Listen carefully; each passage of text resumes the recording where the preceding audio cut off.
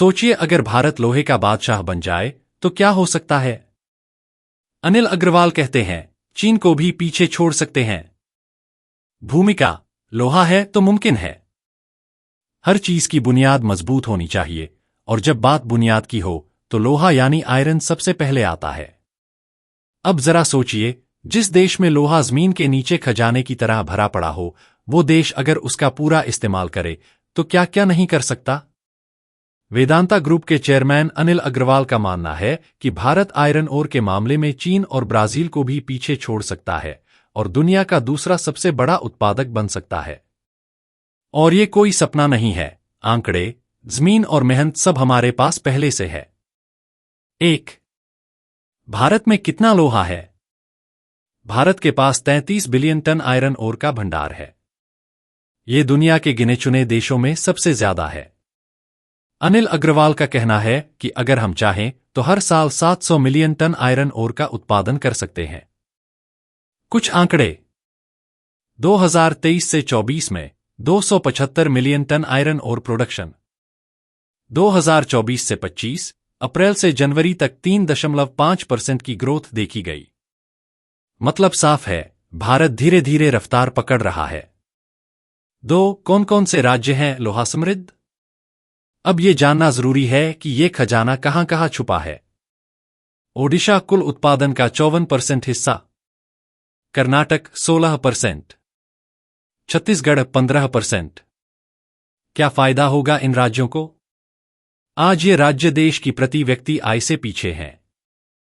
लेकिन अनिल अग्रवाल का कहना है कि अगर सही माइनिंग की जाए तो इन राज्यों की आमदनी दोगुनी हो सकती है।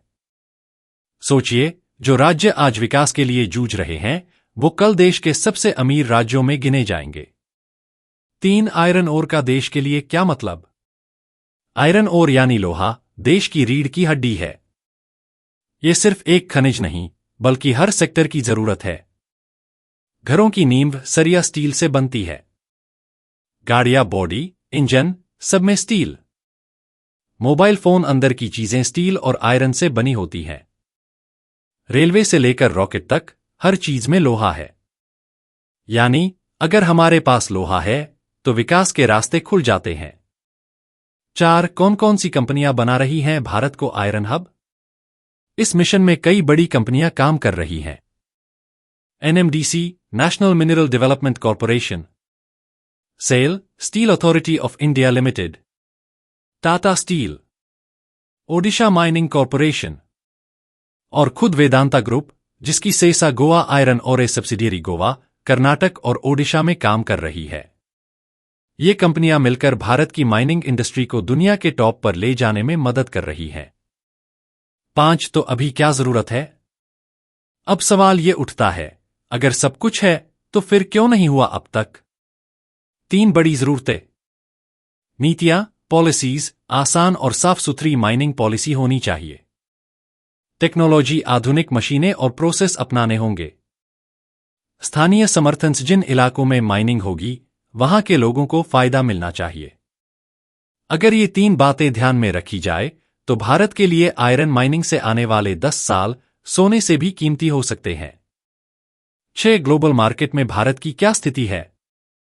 आज भारत चौथा सबसे बड़ा आयरन ओर उत्पादक है। हमारे आगे सिर्फ 3 देश हैं, ऑस्ट्रेलिया, ब्राजील, चीन। लेकिन अगर भारत 700 मिलियन टन उत्पादन की क्षमता पर पहुंचे तो सीधे नंबर 2 की कुर्सी पक्की है। फायदा, एक्सपोर्ट बढ़ेगा, फॉरेन इन्वेस्टमेंट आएगा, रोजगार बढ़ेगा और देश का ट्रेड बैलेंस भी सुधरेगा। 7. बड़ा सोचो, अनिल अग्रवाल का संदेश।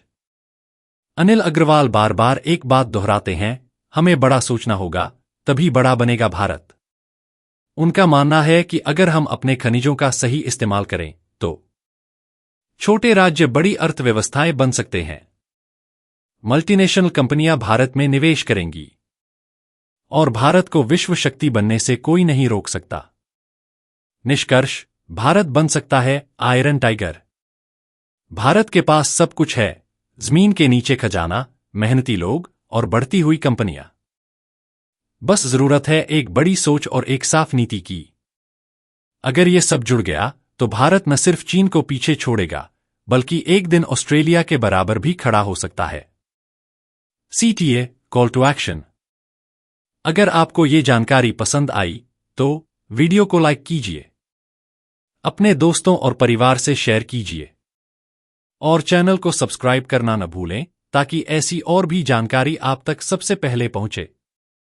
कमेंट करके बताइए, क्या आप मानते हैं कि भारत आयरन ओर में दुनिया का अगला सुपर पावर बन सकता है? अगर आप चाहें तो इस स्क्रिप्ट पर आधारित वीडियो टाइटल, डिस्क्रिप्शन और थंबनेल आइडिया भी दे सकता हूं। बताइए क्या चाहिए।